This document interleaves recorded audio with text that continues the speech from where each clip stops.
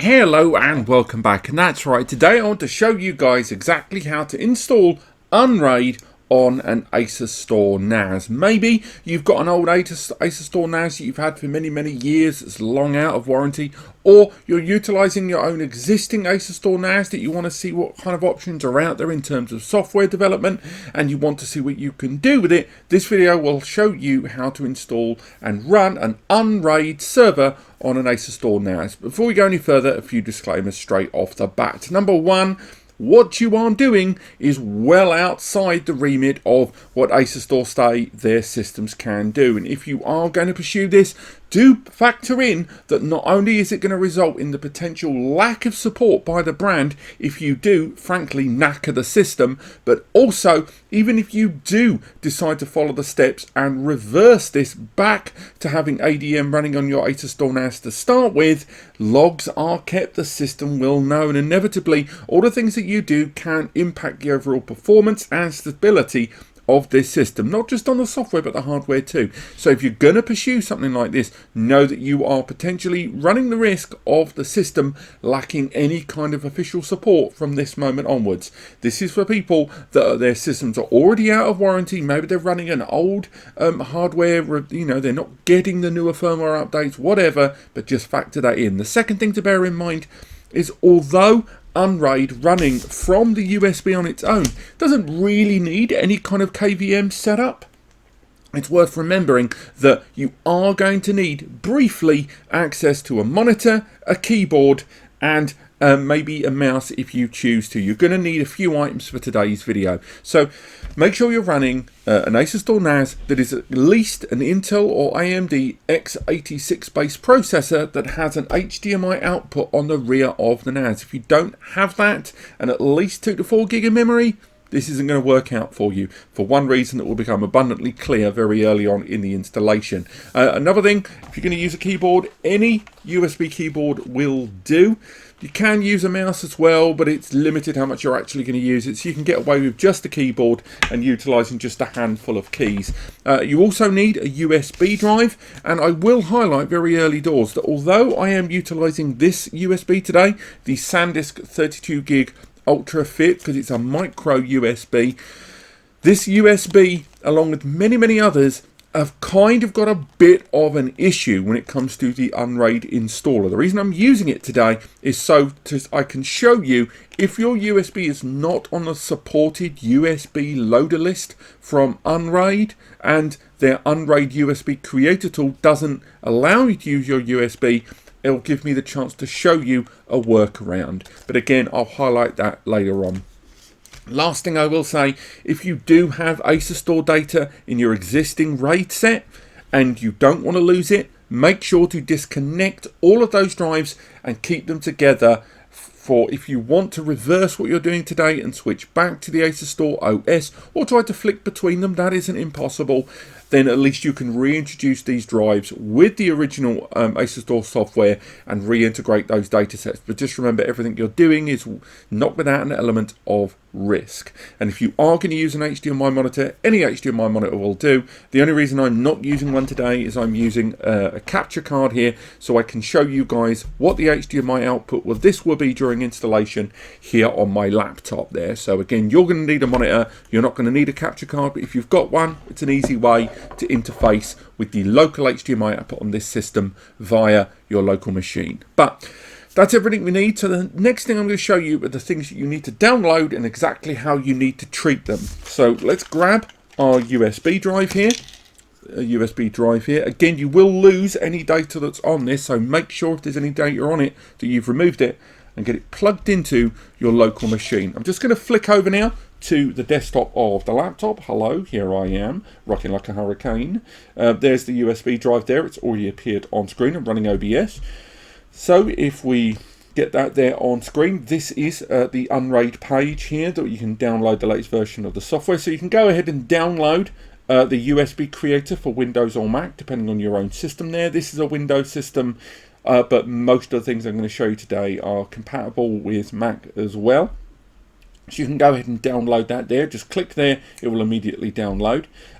And from there, what you need to do is then go into your download section which again, if we go to my downloads here, while it loads up on screen, and find the UnRAID USB Creator tool. Right click, and then from there, run as an administrator. You may see a black screen there while I'm screen recording. Now it will appear here on screen. What you need to do is select the version that you want. You can have the most recent version, the most recent stable version, or create a local archived version. Select stable. From there, select the version currently available. I'd go for the most recent one for all the security patches and fixes. Give your server a name. Say whether you want to use a static fixed IP or a dynamic IP, and make sure to allow UEFI on boot. Keep that ticked. Now, one thing you may have noticed is my USB here is listed as incompatible. That's right. Much like I mentioned in the introduction, this USB is one of many that aren't supported by this tool. One of the reasons this USB is not on the compatibility list, even though it's incredibly common and works in every system I've ever used, is largely because lots of kind of Mickey Mouse moody USBs that knock around on the likes of Alibaba, AliExpress and eBay, that sort of thing. These SSDs and USB drives as well, they are cheap knockoffs. They're unreliable, they're unstable, terrible durability and performance, and ultimately very poor products. But unfortunately, one of the many emulated examples is the SanDisk. And because they're very, very similar, the Moody version and the original, at least in terms of identifiers, drives like this end up being not on a compatibility list. Now, if your USB is on the compatibility list, you can go straight ahead and click Write, because that will be displayed. However, if your USB is not listed as compatible, these are the following steps you can take. So the first thing you need to do is make sure that it's formatted to FAT32. So go in to your list of available drives, and if the drive is listed, make sure to right click in your Windows system, then select Format, and then make sure that you select FAT32 and format the drive. While you're doing that, make sure you give the drive the volume label UnRAID. By entering UnRAID there, making sure you're formatted to FAT32, click Start, it will warn you, and then it will format that USB like so. So that drive is now ready. However, even though it's FAT32, and even though I've labelled it UnRAID, if I refresh that list, it still arrives as incompatible. Now, if you are still encountering this problem, you're now going to have to manually create the UnRAID USB installer. Let me show you how. So you head back to the web browser from earlier, and this time scroll down that page, and it should be linked in the description, and download the latest archived version of UnRAID. Click there, and a new tab should open, allowing you to download UnRAID, a new one. I'm going to cancel that, but you don't need to. Just wait for that download to finish. The next tool you're going to need to add is known as Rufus. Now, Rufus allows you to convert executionals and disk images into USB bootable drives. It also has the option for formatting disks as well. So, in the case of this, you can use Rufus if you are running a larger than 32 gig USB drive. Download either the portable version of Rufus as a double-click extraction, or the full version to install it on your local system. So once you've done that, head back into your download section, and if you want to format a larger than 32 gig drive, open up the Rufus application that you've downloaded. Again, there may be a black screen because of Windows seeking permission, and from there, with the drop down, select non-bootable, and then down here, make sure it's got the volume label and format to FAT32. Again, if you've got a smaller than 32 gig drive, you can do this with the native Windows tools. If it's larger than 32 gig, use Rufus to FAT32 format larger than 32 gig drives. Now, if we head back to that download that we made earlier, this one here, of the latest version of UnRAID, what we need to do, now we've got our USB connected and it's formatted to FAT32 and it's been named UnRAID. It's really, really important that you name that drive UnRAID, no spaces, all capitals. what we need to do is right click that large UnRAID file we've downloaded. From there, go to extract files. Again, whether you're using WinRAR or any kind of extraction tool, even Windows' own extraction tool, select extract files. From there, select the drop down and select the drive letter that your USB has. In my case, E. If you're unsure what drive letter you've got, go back into the main computer list there and just find out what letter has been assigned to that USB drive. In this case, the letter E. Now, what we need to do is we're going to extract the contents of that UnRAID zip onto that USB. So now our USB drive is manually creating the USB executionable and bootable file that we need to pop inside the Asustor system in order to run UnRAID on the Asustor hardware provided here. Once again, we'll let that finish, as it will do in just a moment. And boom, that's done. But before we disconnect the USB, head into the USB, double check that all the files have now appeared, but also at the bottom there's a folder marked EFI-. Rename that file either by right clicking or slow double clicking and remove that dash. Removing that dash is really important to make that executional USB work within this system. When you're done, head to the bottom of the screen, which unfortunately my face is in the way of, and eject that USB safely. Once the USB has been safely ejected, remove it physically from the system, and what we'll do is we'll make our way back onto the PC there, onto the main camera here on screen. Just going to swap that round there and head back over to this camera. Now, you've got your USB. Make sure you've got your USB keyboard connected. Make sure you've got either your HDMI monitor or your capture card connected, and make sure you've got a network cable connected, because you're going to need all of these things in order to access your UnRAID server for the first time once it's initialized. Take your USB and connect it to a USB Gen 3 port. Do bear in mind UnRAID runs from the USB. So that USB that you've now got there is effectively your UnRAID installation. We've got the HDMI connected, we've got the power connected, the USB, we've got everything we need for our setup. And what we're going to do now is grab our connected keyboard to the Asustor NAS, and we're going to flick back to this screen where we've got our keyboard, and we're going to boot this Asustor NAS. But while it's booting, we're going to rapidly spam the escape, F2, F12 and delete button. Now, before you do that, it's worth highlighting that you don't necessarily need all of those, but different motherboards have a different button for going into BIOS, or at least opening up the option of going in. Earlier generation Asustors utilised the escape key, but we have noticed that in some of the newer generation systems, it isn't that escape key. So to be on the safe side, because it's not going to action any options, I recommend using all of those keys. It may look a bit manic, but it will do the job.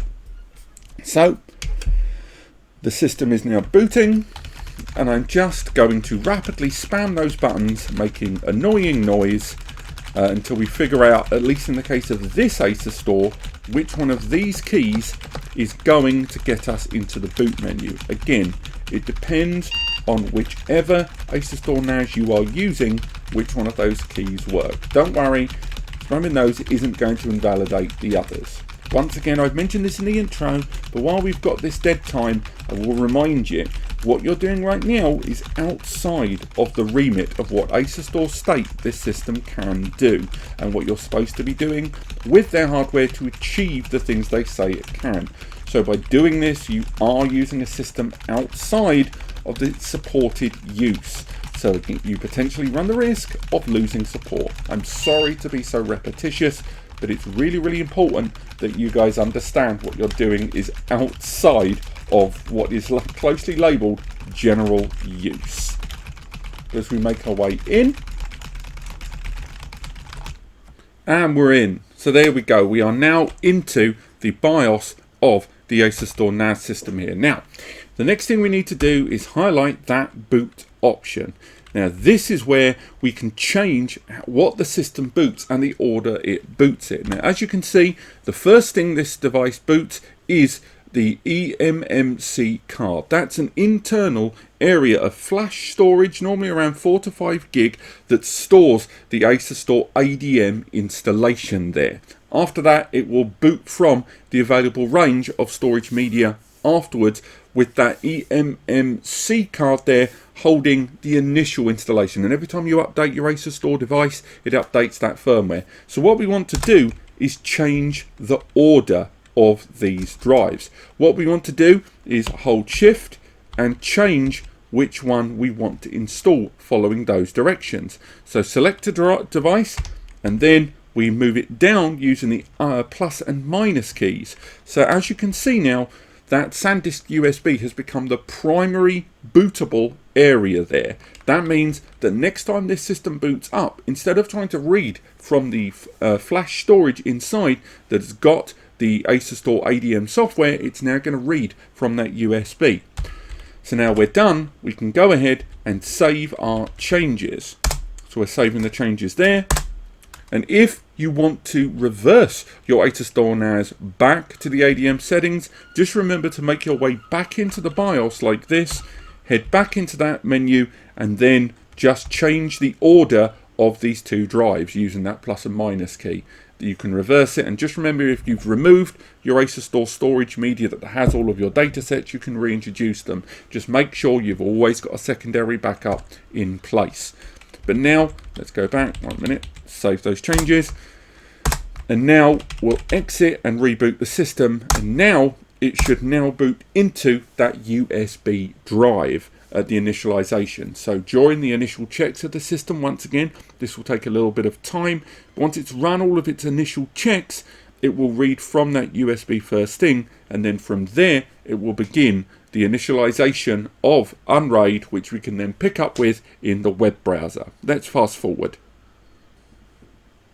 As we can see, we're now on the selection list here, and again, you could have just left the keys alone and it will boot directly into the OS for you, but just in case you want to boot it in a safe state, or you want to access the UnRAID GUI here via your HDMI, you do have those options, as well as safe mode. If you've installed any extras, you can disable those and access UnRAID at its default set level. So there's lots of options there that you can go with, but this is only accessible via this KVM setup. Moving forward, most of you are going to go ahead and just run the UnRAID OS, which once again, if you don't tap anything for 5 seconds when this is booting, it will do this anyway. But for now, we're going to let UnRAID boot up, start its initialization, and then what we're going to do is hop over to the web browser on my own local machine here. We're not using that keyboard anymore.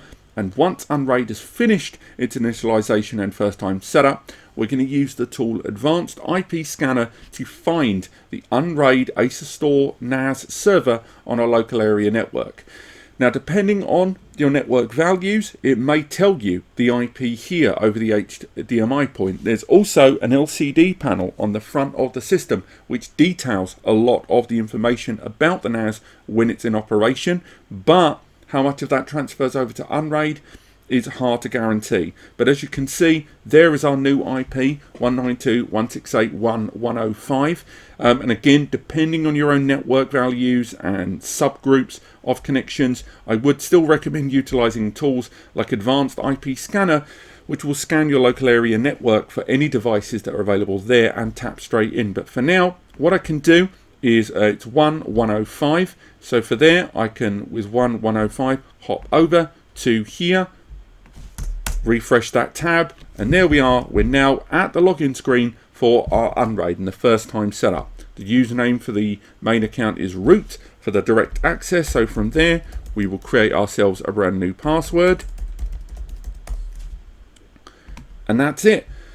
We've now set our password. Apparently, according to this, I have not done a very good job. I apologize. I could cut that out, but I don't think I'm going to. That's what I get for using 2 different keyboards one after the other and losing sight.